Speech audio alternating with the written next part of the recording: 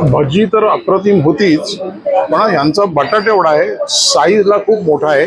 याचं जे बाहेरचं आवरण आहे ते एकदम पातळ आहे आणि मसाला खूप छान.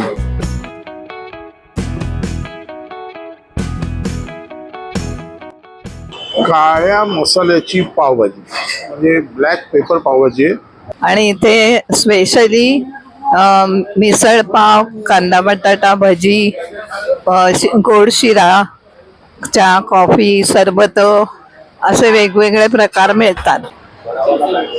कुठेही मला फ्राय मिसळ हा प्रकार काही दिसला नव्हता. ही फ्राय मिसळ करताना खूप मोठ्या प्रमाणात त्यांनी लसूण आधी फ्राय केला आणि नंतर त्याच्यात ही तर्री पण बनवताना घातलेली होती. खूपच चांगली चव आहे.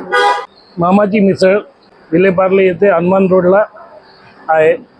जी स्पेशालिटी बटाटा वडा, साबुदाणा वडा, मिसळ आणि मिसळीचे काही वेगळे प्रकार आहेत ते येऊन नक्की ट्राय करा.